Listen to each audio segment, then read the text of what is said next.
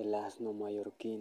Sus principales características físicas son las desproporciones en relación de su cuerpo con el tamaño de sus patas, que le da un aspecto muy peculiar.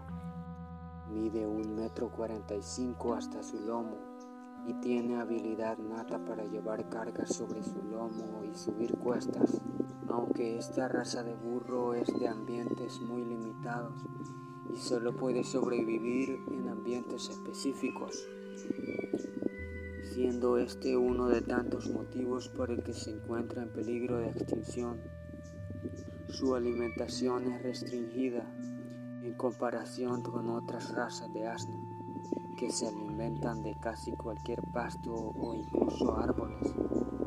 En algunos casos, el asno mallorquín no se encuentra lo suficientemente protegido y no recibe la suficiente atención para evitar su extinción, lo que se traducirá a la desaparición de la especie dentro de unos años.